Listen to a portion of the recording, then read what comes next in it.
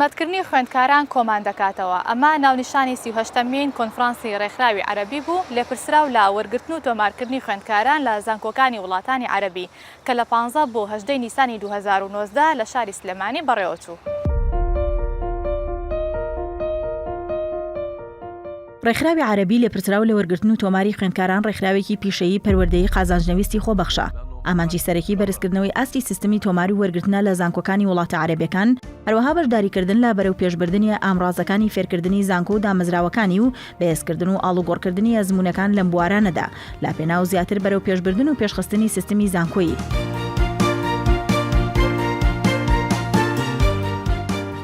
وڵاتە عەرەبیەکان هەمیشە لە هەوڵی ئەوەدان شانبەشانی شارستانەتی و پێشکەوتنی جیهان بڕۆن، ئەویش لە ڕێی ئامادەکردن و پێگەیاندنی گەنجانەوە بە شێوەیەکی زانستی و پراکتیکی و ڕۆشنبیریەوە دەبێت لە هەموو بوارەکاندا. هە لەسەر و بنەمایە خوێندنگا و زانکۆکان بنیادران لە هەموو وڵاتە عەرەبیەکان و لەگەڵ پێشکەوتنی زانکۆکانی ژمارەیان زیادی کرد و بەرپرسیارەتی دروستکردنی مرۆڤی خوێندەوار و ڕۆشنبیر و وشیاری گرتە ئەستۆ بە جۆرێک کە لەگەڵ سەردەمی نوێدا بگونجێت. لەگەڵ زیادبوونی ژمارەی زانکۆکانی وڵاتانی عەرەبی بە پێویست زانرا کە دەستەیەک یاخود ڕێکخراوێک هەبێت کە لەژێر ئاڵاکەیدا هەموو وڵاتانی عەرەبی کۆبکاتەوە کە تایبەتمەند بێت بۆ بواری وەرگرتن و تۆماری گشتی زانکۆکانی وڵاتانی عەرەبی بە ئامانجی هەماهەنگیکردن و کاری هاوبەش و ئاڵوگۆڕی پسپۆڕی و ئەزموون لە نێوانیاندا بۆ بەرزکردنەوەی ئاستی زانستی پرۆسەی خوێندن لە زانکۆکاندا. یەکەم کۆنگری ئەم ڕێکخراوە لە زانکۆی کوێیت بەسرا لە مانگی 11 ساڵی 1976. ڕێکخراوەکە زانکۆی کوێیتی کردە بارەگا و ئەمینداری گشتی و سەرپەرشتیاری دارایی بۆ خۆی تا کۆنگری شەشەم کە لە زانکۆی یەرموگ لە ئەردەن بەسترا و تایدا ئەندامانی کۆنگرەکە بڕیاریاندا بە گواستنەوەی بارەگای گشتیەکەی بۆ زانکۆی شانشینی ئەردەن تا کۆنگرەی 14هەم کە لە مانگی 4 ساڵی 1993 دا لە زانکۆی میرنشینەکانی عەرەبی بەسترا تایدا ئەندامانی کۆنگرەکە بڕیاریاندا کە ئەمیندارەتی گشتی ڕێکخراوەکە بگەڕێتەوە بۆ زانکۆی کوێیت. ئەو خزمەتگوزاریانەی کە ڕێکخراوی عەرەبی پێشکەشی دەکات ساڵانە کۆنفرانسێک بۆ ئەندامانی ڕێکخراوەکە ساز دەکات بۆ تاوتوێکردنی نوێترین ڕێکار و سەرچاوە پەیوەستەکان بە کاروباری ڕێکخراوەکە، ئاڵوگۆڕی بیر و بۆچوون و شارەزاییەکان لە ڕێگەی زاڵبوون بە سەرگرفت و ئاستەنگەکاندا کە دێتە بەردەم دام و دەستگا پەروەردەیەکانی ڕێکخراوەکە بە ئامانجی جێبەجێکردنی ئەنجامەکانی. گواستنەوەی ئەزموونەکان لە نێوان زانکۆ ئەندامەکانی ڕێکخراوەکە بە مەبەستی بەرزکردنەوەی ئاستیان، بەرزکردنەوەی ئاستی فەرمانبەران و شارەزایان لە بواری تۆمار و وەرگرتنی خوێندکاران و سوودوەرگرتن لە کار و شارەزاییەکانی هاوپیشەکانیان لە زانکۆکانی وڵاتانی تر و پێکەوە کارکردن لە سەرڕێچکەیەکی گونجاو کە سوودی هەبێت بۆ تۆمار و وەرگرتن بۆ خوێندکاران.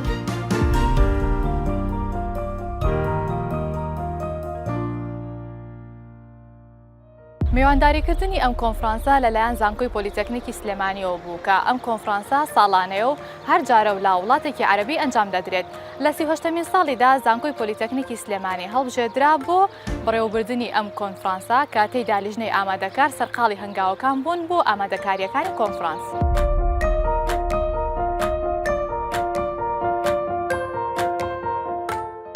خۆشبەختانە ئێمە لە وەکو زانکۆی پۆلیتەکنیکی سلێمانی پارساڵ لە کۆنفرانسی 37مینی ئەم ڕێکخراوی عەرەبی بۆ لێپرسراوانی وەرگرتن و تۆمار لە زانکۆکانی وڵاتانی عەرەبی بەشداریمان کرد و یەکەمین زانکۆی هەرێمی کوردستان و عێراق بووین ئەندامێتی ڕێکخراوەکەمان وەرگرت. عادەتەن ئەو ڕێکخراوانەی کە ئەندامێتیان هەبێ توانای خۆپاڵاوتن و وەدەنگدانیان هەیە. خۆشبەختانە ساڵی پار چانسێک بۆ زانکۆی پۆلیتەکنیکی سلێمانی هاتە پێشەوە کە ئەو زانکۆیانی کە خۆیان پاڵاوتە بوو لە زانکۆکانی وڵاتانی سوودان بوو کە ئەبوایە ئەم کۆنفرانسەی تیاوکرایە، بەڵام بەهۆی هەلومەرجی نالەباری سیاسی ئەو وڵاتە و بەهۆی قەیرانی دارایی و اقتصادی لە وڵاتەدا خۆشبەختانە چانسێک هاتە پێشەوە بۆ زانکۆی پۆلیتەکنیکی سلێمانی. ڕاستە و خۆ پەیوەندیمان بە بەڕێز سەرۆکی زانکۆ کرد و ئامادەکاری دەربڕی کە بودجەیەکی تایبەت بۆ ئەم کارە گرنگە و ئەم کۆنفرانسە زانستیە ئەگرێتە ئەستۆ. بۆیە ئێمە ناوی خۆمان پێشکەش کرد و بە سوپاسەوە بە تێکڕای دەنگ هەمووان پەسەندیان کرد کە بۆ یەکەمین جار ئەم کۆنفرانسە دێتە عێراق و لە ناو عێراقیشدا لە هەرێمی کوردستان و لە شاری سلێمانی بزات جێبەجێ ئەکرێت. ئەتوانم بڵێم ڕێژەیەکی هەرە زۆر زیاتر لە 80 کەسایەتی ئەکادیمی لە وڵاتانی جیاجیای وڵاتانی عەرەبیەوە ئامادە ئەبن و بەشداربوونیەکی زۆریش لە زانکۆکانی عێراق لە ناوڕاست و خواری عێراق و لە زانکۆکانی هەرێمی کوردستان بەشدارن کامە جێ ئومێدە و ئومێدبەخشە بۆ سەرکەوتنی کۆنفرانسەکە کە پایتەختی ڕۆشنبیری پێشەنگ بێ لەم کارەشدا.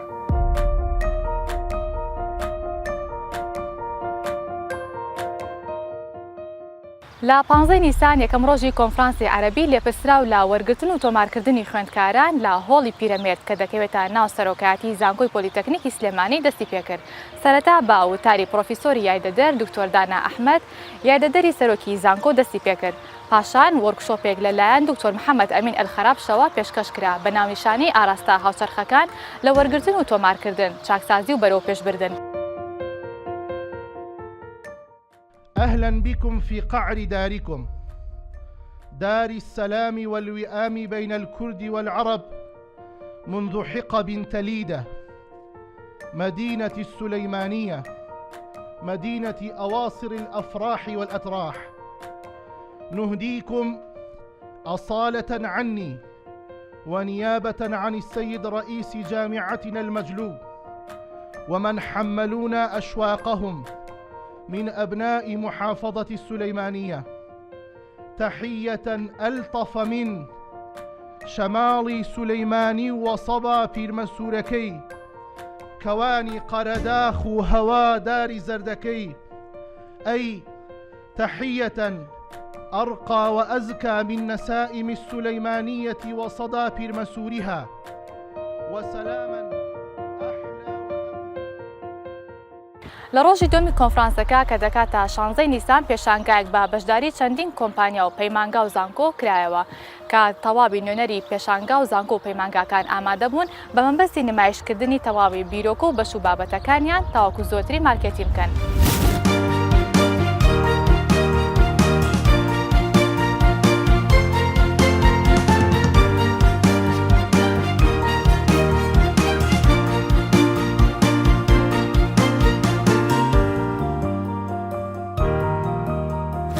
لە دوای تەوابوونی پێشانگاکە لەگەڵ میوانەکان بەڕێکەوتین بۆ ناوچەی گەشتیاری دوکان و میوانەکان جگە لە سەرسامیان بە شوێنەکە زۆر سەرسام بوون بە تەواوی ستافەکە کە پێک هاتبوون لە لیژنەی ئامادەکاری کۆنفرانس و خۆبەخشان و کارمەندانی کەناڵی SPU کە بەردەوام بە ڕوویەکی خۆش و هێمنیەوە تەواوی پێداویستەکانیان بۆ ئامادە کردبوون.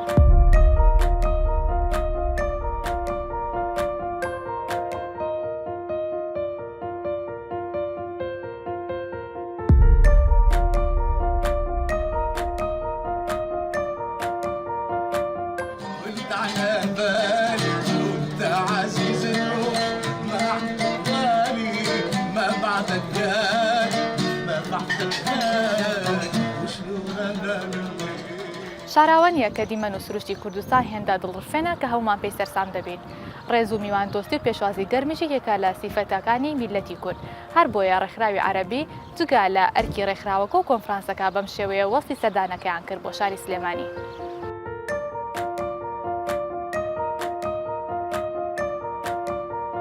المؤتمر جميل جدا جدا.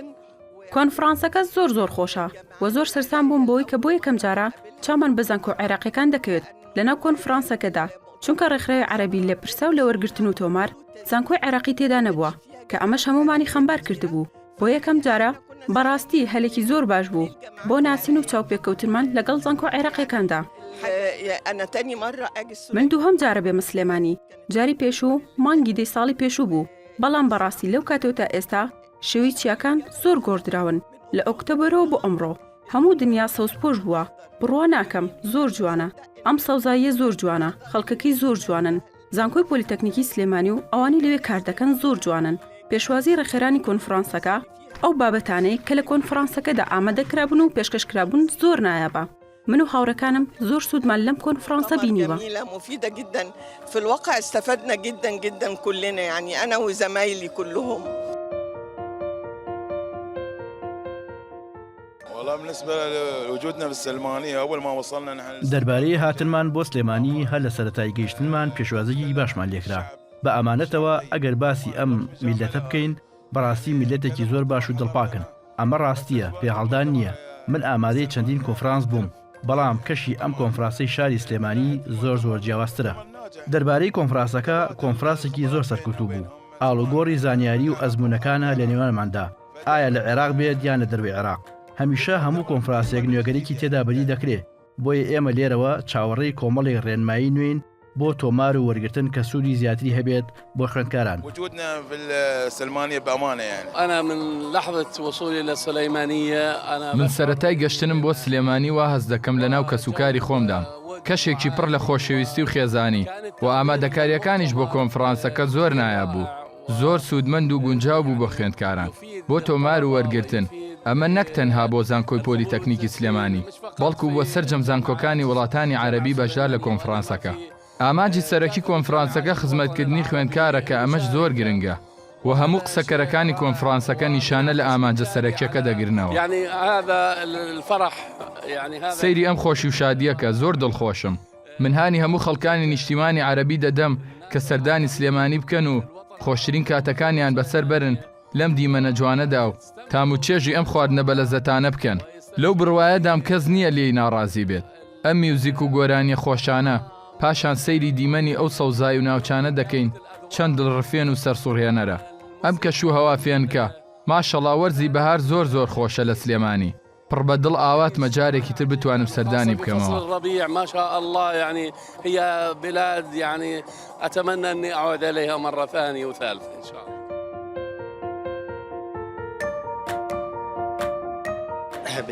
سەرەتا زۆر سپاسی زانکۆی پۆلیتەکنیکی سلێمانی ئەەکەم بۆ ئەم میوانداریە و پێشوازیان لە 38مین کۆنفرانسی ساڵانەی ڕێکخراوی عەرەبی لێپرسا و لە تۆمار و وەرگرتن لە زانکۆکانی وڵاتانی عەرەبی. زۆر سپاس بۆ زانکۆی پۆلیتەکنیکی سلێمانی، زۆر سپاس بۆ حکومەتی هەرێم، زۆر سپاس بۆ کۆماری عێراق.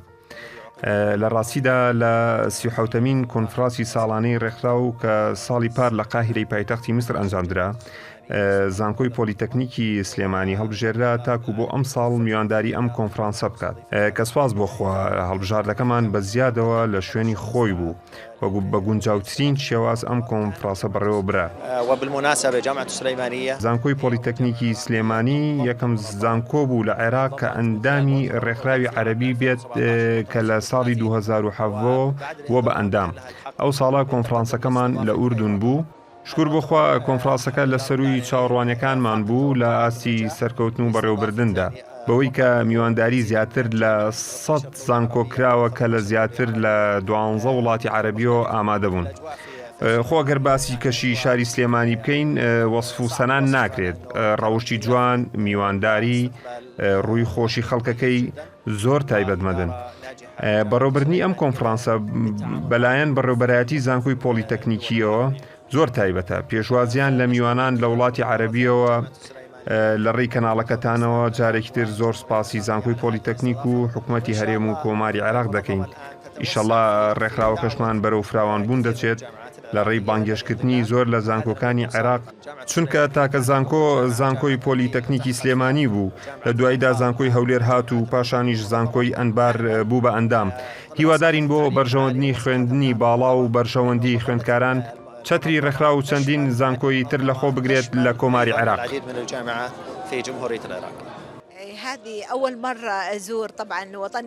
ئەمە یەکەم جارمە سەردانی نیشتیمانی دووەممان سلێمانی بکەم.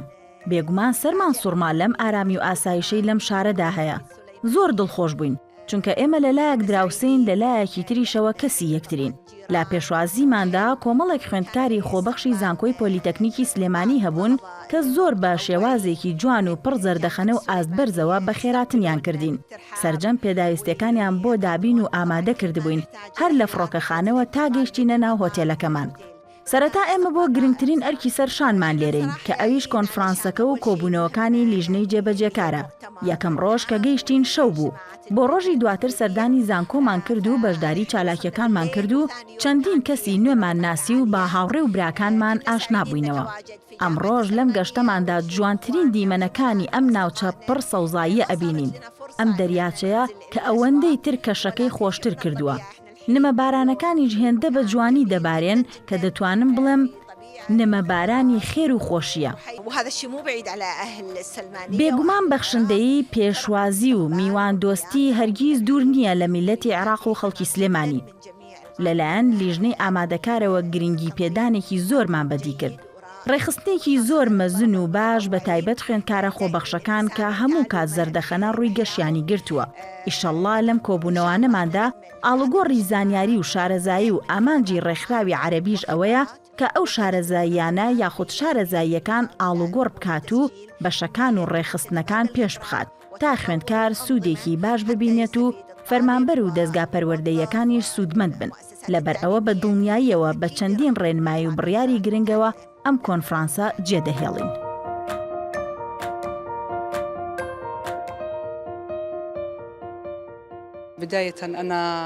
سەرەتا من هەست بە شانازی دەکەم کە ئەمڕۆ لە شاری سلێمانی و زانکۆی پۆلیتێکنیکی سلێمانی خۆم دەبینمەوە. دەتوانم بڵێم لە نێوان کەسوکار و هاوڕێکانمم چونکە ئەوەندە بەڕێز و ڕەوشتەوە پێشوازیم لێ کراوە. ئەوەندە میواندارێکی جوان کراوم هەرشانی ئەو ناوەن کەسوکار و هاوڕێ. بیریش لەوە دەکەمەوە کە ئەم سەردانم چەندین جار دووبارە بکەمەوە. لە کۆنگرەکەدا بەشدار بووم بە توێژینەوەیەک لەسەر ڕۆڵی ئەنجومەنی باڵای مافی خاوەن پێداویستی تایبەت بۆ وەرگرتنی خاوەن پێداویستی تایبەت لە خوێندنی باڵاو لە زانکۆی حکوومی تایبەتەکاندا. بێگومان ئەم توێژینەوەیە چەندین نوێگەری پێشکەش دەکات بۆ کۆنفرانسەکە و هیوادارم بتوانن سەرکەوتنەکانی کۆنفرانسەکە هەندێرمان بێت و بۆ جێبەجێکردنی ڕێنمایەکان. زۆر سپاس بۆ ئامادەکاری ئەم کۆنفرانسە و سەرکەوتوو بن. نتمنى النجاح للمؤتمر وشكرا لكل القائمين عليه ويعطيكم ألف عافية. الله شكرا لقناة السلمانية. سپاس بۆم خاکی سلێمانی. پێشوازەکان لەسەر ئاستێکی بەرز بوو. لە فڕۆکەخانەوە بەڕێکراین بۆ توێلێکی زۆر جوان و خایەن هەموو پێداویستەکانمان دیابین کرابوو. زۆر خۆشحاڵ بووین بۆ کەشێک کە تێدا پێشوازیمان لێکرا. کەشی شاری سلێمانی زۆر خۆشە. من یەکەم جارمە دێمە شاری سلێمانی بەڵام سەفەری ئەوروپام زۆر کردووە. کەشی سلێمانی هاوشێوەی کەشی ئەوروپا دەبینم. سەوزایی هەموو ناوچەکانیدا پۆشیوە تەنانەت شاخ و دەش و شێوەکانیش. دیمەنێکی زۆر سەرنجڕاکێشە کە هاوکار لەگەڵ ڕێز و میواندارێتی و دڵسافی ئەم میلەتە کە هێندەی تر خۆشحاڵی کردین. لەلایەنەوە کەسانشی کە لە زانکۆی پۆلیتەکنیکەوە کار دەکەن زۆر بەڕێز و تەقدیرەوە پێشوازیان لێکردین و جوانترین و باشترین میواندارێتی و گەشت و گەڕان و بابەت و پێشنیاری بە پێزیان پێشکەش کردین. پێش ئەوەی سەردانی شاری سلێمانی بکەین بۆ کۆنفرانسەکە ئەجەندای کارەکەمان لەبەردەستدا بوو. سەرجەم خاڵەکانی زۆر بە جوانی جێبەجێ کراوە کە ئەمەش ئاماژەیە کە بۆ سەرکەوتوی ئەو پلانەیدا ڕێژراوە بۆ جێبەجێکردنی کۆنفرانسەکە. جگە لەوەی کە چەندین زانکۆی نوێمان ناسی و ئاشنا بووین بە توانە و پێشکەوتوی زانکۆی پۆلیتەکنیکی سلێمانی کە هەرگیز لەو باوەڕدا نەبووین بەم شێوەیە زانکۆکە بە سەرکەوتوی ببینین.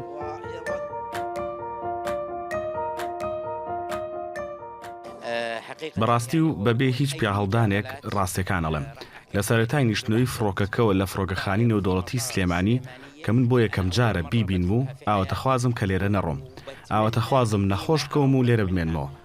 لەوەی کە هەموو ئەو ڕێز و خۆشەویستی و بەڕێزی و ئەو زەردەخەنە جوانی کە خەڵکیم ناوچەیە هەیەە جگە لە جوانی و سەرنجڕاکێشی ئەو دیمەنە دڵڕفێنەی کە چەند ڕۆژێکە بەدیەکەین.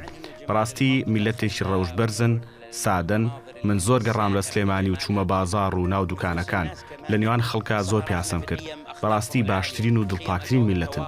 کاتێک گفتوگۆ لەگەڵ هەر کامیانەکەی وازانی میوانی ناوماڵی ئەوی.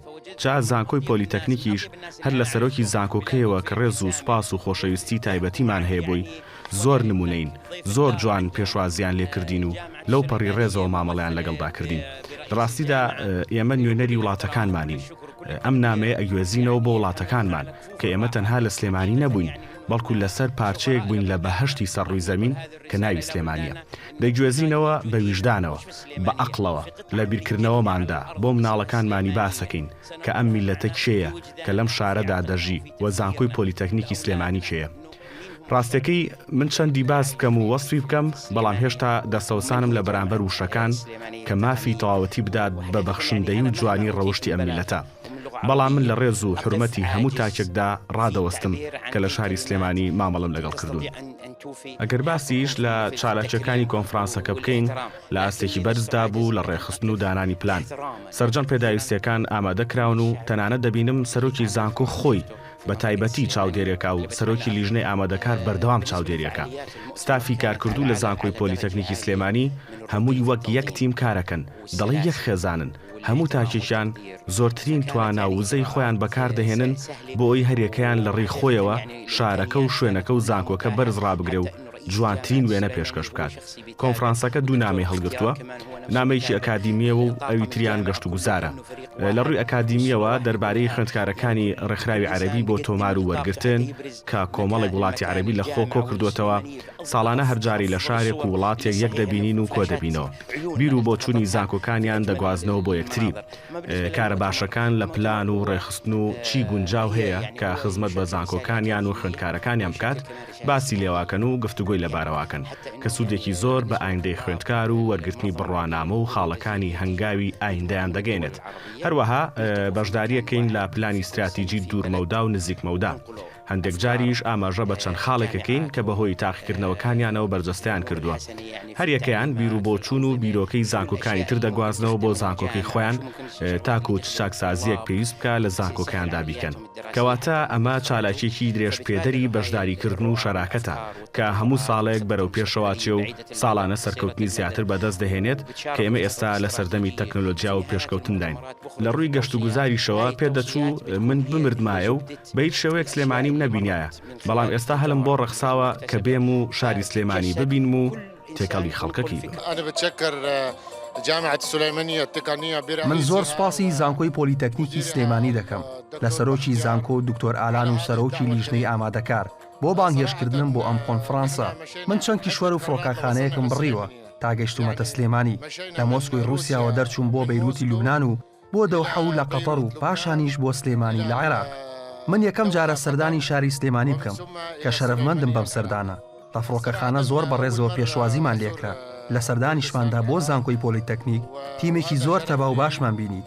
پێکەوە بەشداری سیمینار و وەرکشۆپەکانمان کرد و گفتوگۆ و ئاڵوگۆڕ و بۆچوونەکانمان کرد. بەشداری پێشنگای زانکۆمان کرد. هەمووان لە زانکۆ لوبنانی و رووسیەکان و ئەو زانکۆیانی ئەمڕۆ بەشدار بووین ڕێکەوتین لەسەر ئەوەی کە زەمینەیەکی ئەکادیمی ڕۆشنبیری لە خوێندندا بەدی دەکەین لە زانکۆکان بە تایبەتی زانکۆی پۆلیتەکنیکی سلێمانی کە ئامەشکارێکی هاندەرانەیە. جارێکتریش سوپاسی ئەم زانکۆیە ئەەکەم بۆ ئەم گرنگی پێدانە بە تایبەت. من بۆ هەر وڵاتێک پشم ئارەزوو دەکەم یان بەرگەکەی بکڕم یان قاپ و پەیکەرێکی تایبەت بە کەلتوری ئەو وڵاتە بکڕم.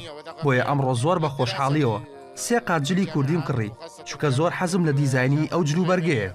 ڕۆشنبیری بە نرخترین پەیوەندی نێوان وڵاتان و دەوڵەتان و میلەتەکانە. ئێمەش هەمیشە لە هەوڵدان کە پەیوەندیەکی ڕۆشنبیری و ئەکادیمی لە نێوان میلەتان و زانکۆکان لە ئاسێکی بەرزدا بێ. گرنگترینیان زمان و جلوبەرگی میلیە. لە ڕاستیە ژمارەیەکی زۆر خوێندکاری کوردی عێراقی هەیە لە رووسیا. پەیوەندیەکی زۆر بەهێزم هەیە لەگەڵیان. بۆیە سەردانیان ئەەکەم بە جلوبەرجی کوردیەوە بۆ ئەوەی تێکەڵبوونێکی کلتورە جیاوازەکان دروست بێت کە ئەمەش هەموو کات داواکاری ئێمە بووە. با میلەتان تێکەڵبوونی کلتور و کەلەپور و ڕۆشنبیری پێکەوە بیان بەستێتەوە. سەرەتا دەمەوێت سپاسێکی گەرم ئاڕاستەی سەرۆکی زانکۆی پۆلیتەکنیکی سلێمانی بکەم لە سەر هەمووشیانەوە سەرۆکی لیژنەی ئامادەکاری کۆنفرانس کە هاوڕێ و برایە بۆمان. ئێمە لە نیوەی شەودا گەشتین بەڵام ستافێکی ئازیز لە چاوەڕوانیماندا بوون و پێشوازیان لێکردین. هەموو پێداویستەکانمان بۆ دابین کراوە لە یەکەم ڕۆژەوە تا ئێستا. دووبارە زۆر سپاسیان دەکەین و هیوای سەرکەوتن و پێشکەوتنی بەردەوام بۆ سەرجەم خوشک و برایانمان لەو زانکۆیە دەخوازین. لە ئۆرکشۆپی کۆنفرانسەکەدا کە بەڕێوبەری ئۆرکشۆپەکە لە وڵاتی ئوردنەوە بوو دەربارەی کوالەتی بوو. سەرجەم ئامادەبووان زۆر سوودیان لێبینی. بێگومان کۆنفرانسێکی سەرکەوتوو دەبینم. ئێمە بەشدار بووین لە کۆنفرانسی ڕێکخراوی عەرەبی لێپرسراو لە وەرگرتن و تۆمار کە لە زانکۆی پۆلیتەکنیکی سلێمانی بەڕێوەچوو. ئێمە بە توێژینەوەیەک بەشدار بووین و چەندین چالاکی و پرۆژەمان نمایش کرد کە زانکۆمان پێشکەشی دەکات بە هاوکاری لەگەڵ زانکۆ عەرەبیەکانی تر تایبەتمەندەکان و هاوکاریەکانی نێوانمان بۆ تۆمار و وەرگرتنی خوێندکاران و توانای یەخستنی ڕێکار و بەندەکانی پەیوەست بە تۆمار و وەرگرتن لە زانکۆکاندا. و زۆر سپاسی ئامادەکارانی ئەم کۆنفرانسە دەکەین. سپاس بۆ میواندارەکەتان و مامەڵە جوان و نایەبەکەتان لەگەڵ بەشداربووانی ئەم کۆنفرانسە. أولا بداية نحب نشكر زملاء لە سەرەتادا دەمەوێت زۆر سوپاسی هاوڕێیارمان بکەم لە زانکۆی پۆلیتەکنیکی سلێمانی بۆ ئەم پێشوازیە گەرمەیان. زۆر سوپاس بۆ میواندارەکەیان. ئێمە لە زانکۆی شارێخە بەشدار بووین بە توێژینەوەیەک بە ناونیشانی سەرکەوتنی ئەکادیمی بۆ خوێندکار لە سایی پێشکەوتنەکانی تەکنۆلۆژیا و عەولەمە و پەیوەندیەکان لە تۆڕە کۆمەڵایەتیەکان. لەم توێژینەوەیەدا تیشمان خستووەتە سەر ئەوەی چۆن زانکۆکانمان لە وڵاتانی عەرەبی پێویستیان بە هەنگاوی جدی هەیە بۆ ئەوەی فریای پێشبڕکێی پێشکەوتنی تەکنۆلۆژیا بکەون یان پێشکەوتنی پەیوەندیەکان لە تۆڕە کۆمەڵایەتیەکان کە ئەمە شۆڕشی سەردەمی تەکنەلۆژیا و عولەمەیە. هەروەها زانکۆی شارقا بەشداری لە پێشانگای بازارگری ڕۆژی دووەمی کۆنفرانس کرد بۆ زیاتر ناساندن و پێشکەشکردنی زانکۆی شارقە و هەموو پێشنیازەکانی زانکۆ.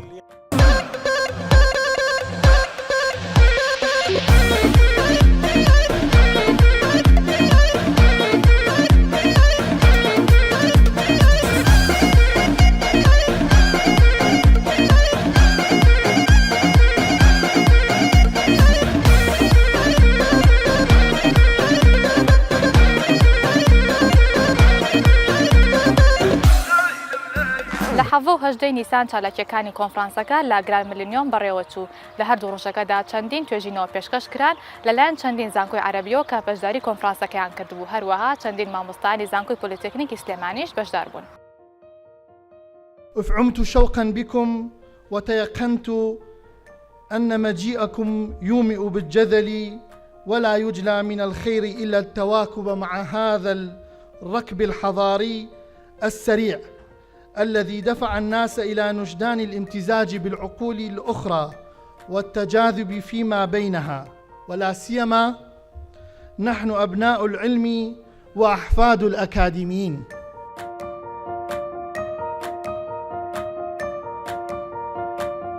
بەڕاستی کۆنفرانسەکە زۆر باش بوو بە حکمی ئەوەی زۆربەی کۆنفرانسی زانکۆکانمان لە بوارە پسپۆریە زانستیەکانە ئەنجامەدرێتن، بەڵام مامەتوان بڵێم کۆنفرانسێک بوو کە لە بواری ئیداری و کارژێڕیە ئەنجام درراوە کە تایبەتە بە کێشە و گرفتەکانی تۆمارکردن و وەرگرتنی خوێندکاران لە زانکۆکانە. بۆیە بەڕاستی کۆنفرانسەکە کۆنفرانسێکی زۆر چاک بوو و جەلسەکانی یان دانیشتەکانی کە لە ئەمڕۆ دوو ڕۆژی ڕابردوو زۆر باش بووە.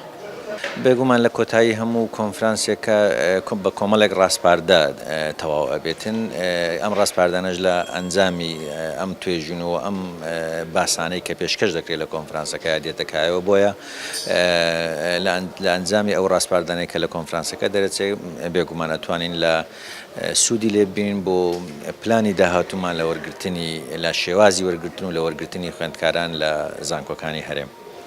واتە وەزارەتی خوێندنی باڵا پیاچوونەوە ئەکات بۆ ئەو بڕیار و ڕاستپاردانەکە ئەمانەی کە ئەمڕۆ باس کران بیان خاتە بواری جێبەجێکردنەوە. بەتەکید ئەو ڕاستپاردانەی کە لەو کۆنفرانسا دەرەچێتن کاری لەسەرەکەین و بە پێی توانە یاخود بڵێن بە پێی جێبەجێکردنیان لە کوردستانە جێبەجێ دەکەن، چونکە ڕەنگە هەندێک ڕاستپاردە پەیوەندی بە دەرەوەی کوردستانە بێ بە حکمی ئەوەی زۆربەی زانکۆ عەرەبیەکان بەشدار بوونە لە وڵاتانی عەرەبیە، ڕەنگە هەندێک ڕاستپاردە پەیوەندی بە وڵاتانی ترۆدوی، بەڵام ئەوانەی پەیوەندی بە هەرێمی کوردستانەوە لەلایەن وەزارەتی خوێندنی باڵاوە بە تاکید کاری لەسەریەکەین و جێبەجێەکەین.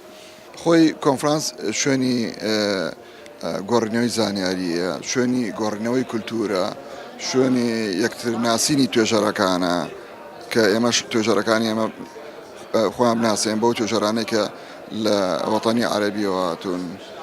هەڵبەتە گرنگیەکی زۆریە ئەم تەعارفەک، ئەم گۆڕینەوەی زانیاری، ئاڵوگۆڕینەوەی توێژەرانمان لەگەڵ توێژەرانی ئەوانە، هەروە ئاڵوگۆڕکردنی ئەو زانیاری کە عەلاقەی بە تەجێکردنی تۆمارەکانی وەتانی عەرەبی و لەگەڵ هەرێمی کوردستانە، ئەمەش گۆڕینەوەی زانیاری، ئێمەش ئیسفادە لەوانەکەن، ئەوانش ئیسفادە لە ئێمەکەن. گرنگی زۆرەیە. بە تایبەتی من خۆم ئەمڕۆ کە ئامادە بووم لە پەنێڵەکانە کە زانکۆیەک لە زانکۆکانی شاریقە دوبەی کە ئەو تەکنۆلۆژیان وەرە زانکۆیەکی پرایڤەت سەکتەر بوون، بەکارهێنانی زانکۆ چەند بەکارهێنانی تەکنۆلۆژیا چەند ئیسفادە هەیە لە زانکۆکانە. ئێمەشی سێ لەو هەنگاوایان کە بتوانین ئێمەش ئیسفادە لەوان بکەین، لەو هەنگاواشان کە بەکارهێنانی تەکنۆلۆژیا بەکاری بێنین لە تۆمارگەکانی خۆمان و هەروە لە بەشی زانستیە، تەبعاً گرنگی خۆی هەیە.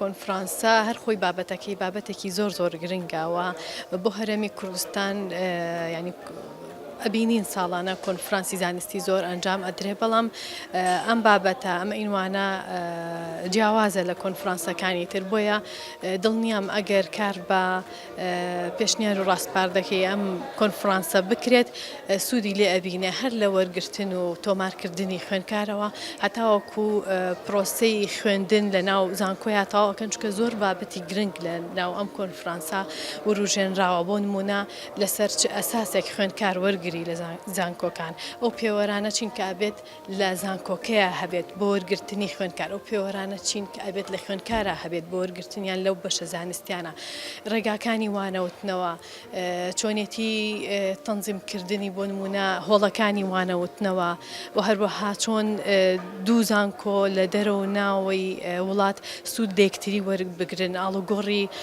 معلومات بکەن ئاڵوگۆڕی ئەزمموی یەکتری بکەن زۆر شتی ورد و گرنگ لەم کۆنفرانسا وروژێنراوە کە ئەگەر وەکوتم ڕاستپاردە و پێشنیارەکانی ئەم کۆنفرانسە بە هەند وەربگیرێ و کاری لەسەر بکرێ بە دڵنیاییەوە سوودێکی زۆری ئەبێ چونکە ژمارەیەکی زۆر لەو زانکۆیانەی کە مشارەکەیان کردو لە کۆنفرانسەکە ئەزمموونێکی زۆر سەرکەوت و دوور و درێژیان هەیە لە بواری خوێندنی باڵایە. بەڕاستی من پێشێکی ئەمەوێ زۆر سوپاسی زانکۆی سلێمانی پۆلیتەکنیک بکەم بۆ ئەرکە قورسێکە کێشای لە ڕێکخستنی ئەم پرۆگرامە چونکە ئەم پرۆگرامە ساڵانە لە وڵاتانی جیهانە دووبارە بێتەوە ئەم ساڵ شەرفمەندی ئەم مؤتەمەرە بەخشرای شاری سلێمانی و زانکۆی پۆلیتەکنیکی سلێمانی کە خۆی لە خۆیە دەستکەوتێکی زۆر گرنگ بوو لێرە ئێمە وەکو خۆمان و وەزارەتی خوێنی باڵا ناوەندی وەرگرتن پەنەڵێکمان پێشکەش کرد سەبارەت بە چۆنیەتی وەرگرتنی قوتابیانی ڕۆژئاوا کە ڕویان لە کوردستان کردو بە زۆر ژمارەیەکی زۆرەوە بەبێ ئەوەی هیچ یارمەتیەک لە ڕێکخراوە نێودەوڵەتەکان یا لە حکوومەتی عێراقەوە بەدەستمان گەیشت بێت توانیومانە ژمارەیەکی بەرچاو لە قوتابیانی سووری لێرە وەربگرین هەروەها ئەو توێژیناوانەی کە زۆر سوودمان لێ وەرگرت و دامەناوە پەری پێ بدەین لەگەڵ وەزارەتی خوێندنی باڵا توێژینەیەک بوو لەلایەن زانکۆی شاریقەوە پێشکەشکرا کە بەڕاستی زۆر توێژینەوەیکی گرنگ بوو ئەویش چۆنیەتی بە دوواداچوونی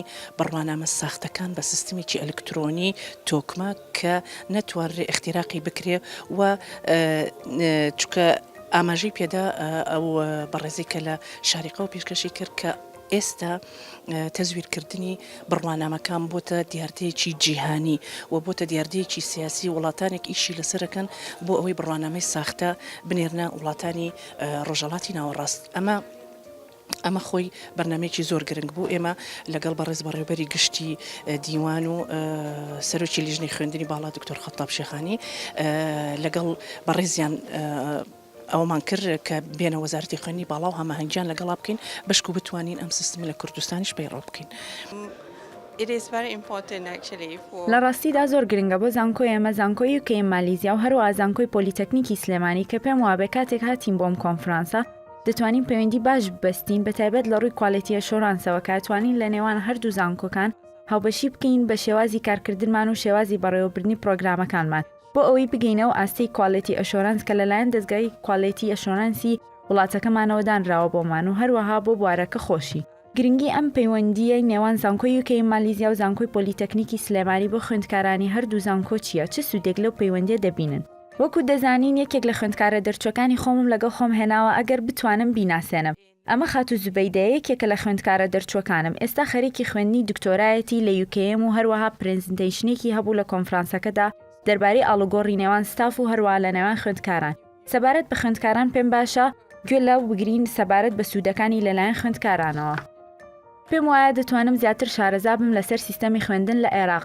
بەراورد بە مالیزیا ئەمە زۆر ناوخۆیە و پێم وایە ئەمە هەلێکی باشە بۆ خوێندکارانی زانکۆی پۆلیتەکنیکی سلێمانی کە پەیوەندی خۆیان لەگەڵ خوێندکارانی یوکێ مالیزیا بەهێز بکەن لە ڕێگەی ئەم کۆنفرانسە و هەروە کۆنفرانسەکانی داهاتوو طبعا ئێمە یەکێک لە سۆلوشنەکانمان کە سیستەمی زانکۆکانە کە بە ئەلیکترۆنکردنی زانکۆکان ئیتر ئێمە لە دووەم ڕۆژەوە طبعا هاتی بۆ ئەم کۆنفرانسا لە ڕێی دکتۆر بەختیارەوە کە تەنسیقێکمان کرد و شوێنێکمان گرت و هاتین ئیتر بڵێن پرۆدەکتی ئێمە لە ڕووی سۆفتوێر و واسەفاتی و سوودەکانی بۆ زانکۆکان چیە باس کرا و پرزنتێشنێکمان کرد لەسەر ئەو بوارە و کۆنفرانسەکە سوودێکی زۆری هەبوو زانکۆی زۆرمان بینی تعرفمان کرد لەگەڵ زۆر بڵێن زانکۆ چ لە ناو عێراق بێ چ لە دەرەوەی عێراق بێ و تەمەناکەن کامە دەرفەتێکی باش بێ فرسەتێکی باش بێ بۆ ئەوەی کە زانکۆکانمان بەرەو ئلکترۆنی بشن هەمویان لە ڕێی سۆلوشنەکانی شەریکاتی خۆمان بێ یان شەریکاتی چی کەش بێ.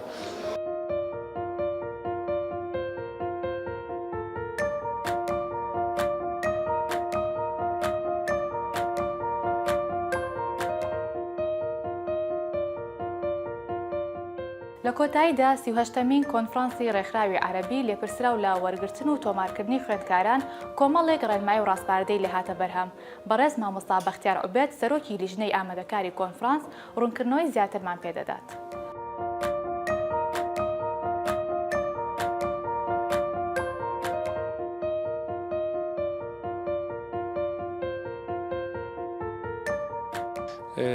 لە دوای ئەنجامدانی کۆنفرانسی 38مینی ڕێکخراوی عەرەبی بۆ لێپرسراوانی وەرگرتن و تۆمار لە زانکۆکانی وڵاتانی عەرەبی خۆشبەختانە لە نێوان 15 بۆ 18 نیسانی 2019 کە لەلایەن زانکۆمان و ئەنجام درا دوجار لە کۆتا ڕۆژی کۆنفرانس بە چەندین ڕاستپاردە و پێشنیار ئەم کۆنفرانسە ئەنجام درا و ڕاستپاردەکان بریتی بوون لە کۆمەڵی خاڵی زۆر گرنگ کە خۆی بینی بۆ لەسەر جەختکردنەوە لەسەر سەرجەم زانکۆکانی ئەندام و بەشداربوو لە کۆنفرانسی ناوبراو کە بە ئەلکترۆنیکردنی سەرجەم کاروبارەکانی خوێندکاران و مامەڵەکردنی وەرگرتنی خوێندکاران و دواتریش دەرچوونیان لە زانکۆ بکرێ بە ئەلکترۆنی و جەخت لەسەر نوێترین سیستمەکانی ئەلکترۆنیکردنی ئیدارەدانی زانکۆکان کرایەوە. خاڵێکی تر ئەوە بوو کە جەخت لەسەر پەیڕەوکردنی سیستمی بۆلۆنیا ECTS کرایەوە لەلایەن زانکۆکانەوە بۆی بتوانرێت لەو ڕێگەیەوە زیاتر خزمەت بە خوێندکاران بکرێ و خاڵێکی تری کە هەمان کۆنفرانس ڕاستپاردەی هەبوو ئەوش ئەوە بوو کە جەخت کرایەوە کە زانکۆکانی هەرێمی کوردستان و عێراقش بێنە نێو ئاڵۆگۆڕکردنی خوێندکاران کە خۆشبەختانە زانکۆی ئێمە ئەم ساڵژێکێکە بێ لەو زانکۆیانی کە سوودمەند دەبێ و دەست بە ئاڵۆگۆڕکردنی خوێندکارانەکری لە نێوان زانکۆکانی وڵاتانی عەرەبی و خۆشبەختانە هەرێمی کوردستانشتی ئابەشدارە بێ. خاڵێکی تری گرنگ ئەوەیە کە لە ڕاستپاردەکانە جەختی لەسەر کراوەتەوە زیاتر گرنگیدان بە خوول و بەڕاهێنانی فەرمانبەران و بەرپرسانی کارکردن لەگەڵ دۆسیی خوێندکاران و لەگەڵ مامەڵەی وەرگرتنە زیاتر کاری ڕاهێنانیان بۆ ئەنجام بدرێ و وا بکرێ کە زیاتر ئەکسپریەنس وەربگرن و زیاتر خزمەت بە خوێندکاران بکرێ و لە کۆتا ڕاستپاردەدا دوای ئەوەی کە بڕیار درا لەلایەن کۆنفرانسەوە بە تێکڕای ئەندامانی بەشداربوو لە کۆنفرانسەکەدا بڕیار درا کە ساڵی ئایندە کۆنفرانسی ژمارە 39 لە شاریقا لە زانکۆی شاریقە لە وڵاتی ئیمارات ئەنجام بدرێ و هەر بەدەنگدان خۆشبەختانە کۆنفرانسی ژمارە 40 ئەگەڕێتەوە بۆ عێراق و لە زانکۆی ئەنبار ئەنجامە درێت کامە کۆی ئەو ڕاستپاردانە بوو بە کورتی لەسەر ئەوەی کە لە کۆنفرانسەکەدا دەرچوو بوو.